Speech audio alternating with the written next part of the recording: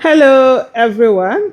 So INEC has dropped the credentials of the presidential candidate. And of course, as usual, the one that stands out in the way that in every negativity that you can think about is that of Mr. Bola Ahmed Tinubu, the former governor of Lagos State. No primary school, no secondary school, no name of institution, but there's a BSc. And when you go to work experience, this time Deloitte is no longer part of the work experiences that we are named.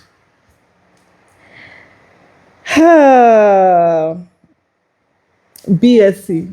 It doesn't talk about the school or whatever. So this time you're not going to come and say that this is what he said or he did not say. Remember also the fact that there's in the last amendment of the Electoral Act, there's a part where they said uh, fake certificates and all of that is no longer ground on which to question an election. So he's out there, in the sort of like in the in the free. Is that the word I'm looking for right now? But it says everything. If you're looking for a job, for example, you want to work in a bank or any other institution, they're going to ask you for or any other organization, they're going to ask you for a lot.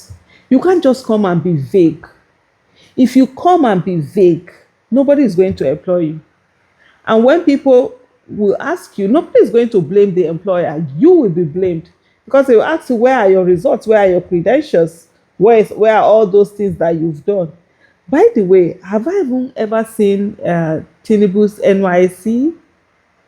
Or is that not is that part of the requirement or not part of the requirement though? Did he serve? Oh, no, no, no, no. Oh, what am I saying? No, they didn't start serving during their time, right? 19. Okay, right now I don't even know what year did he graduate now? Is it 1970? What was it? They were not serving then or whatever. But anyway, the main question is this: if you have an organization and somebody came to you looking for a job, and on their CV they don't have anything other than say BA or BSc, will you employ that person to run your own small organization that is going to affect only you? Why then would you employ someone of such nature that will affect not just your life but the lives of over 200 million people? That's the conversation that we have, on ground right now.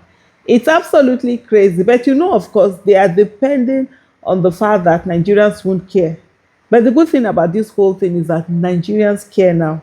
And thank God for a whole lot of Gen Z population. These are people who genuinely know that if they don't do the needful, their life will be more or less over, even before it began. I saw a lady who made analysis the other day. She said, as far back they were earning, when they were earning like 300,000 as new started, they could do a lot of things. They could wake up in the morning in their 20s, they could wake up in the morning, or they're going to have a celebration in Dubai or somewhere. They will go, they will do all of those things.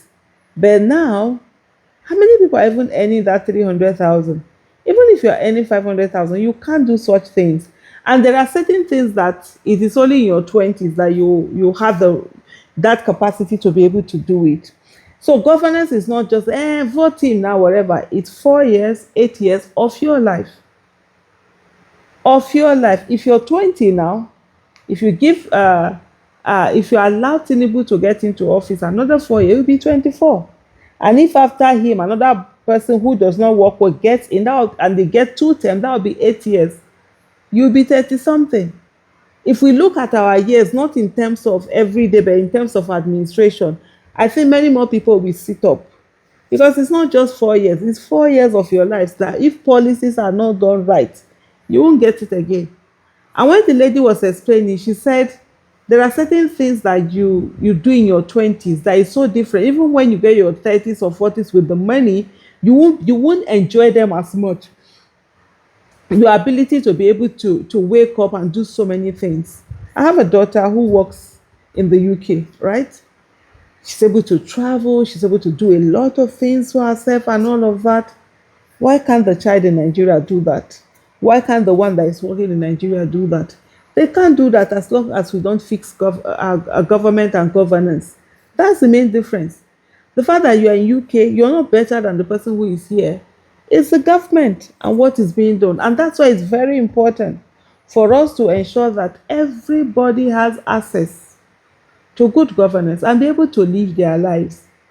Somebody will wake up in the UK, travel to Albania. How much does it cost? Not too much compared to your salary. You can buy things for yourself. You can do a whole lot of things.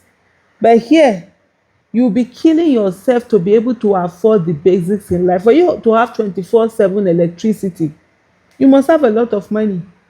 If you don't have a lot of money, you can't have 24/7 electricity in your house.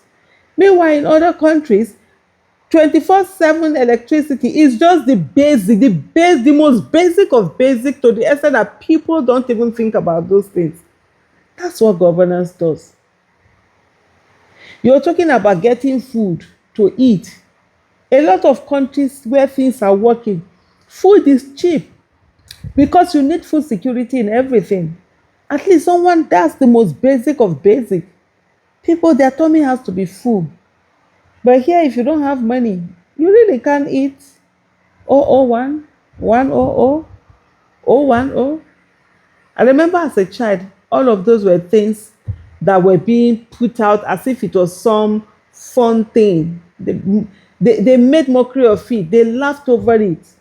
But that was the life of a lot of people. 001 means no breakfast, no lunch, but dinner. 010, no breakfast, lunch. There is lunch, but no dinner. Or 100, there is breakfast, no lunch, no dinner.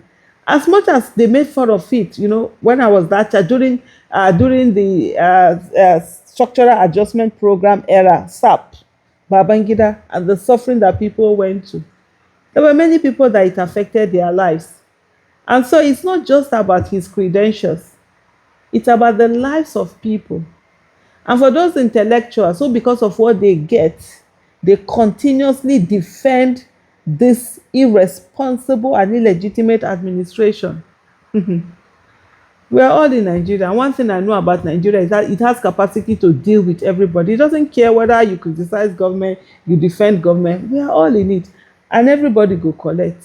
Like I always say, being a victim in Nigeria is no longer a matter of if you be a victim, but a matter of when you will be a victim. And the victim card is going around. So as we wait for the campaigns to start, know that this is about people's lives, your own life. Because you might think you have it all today.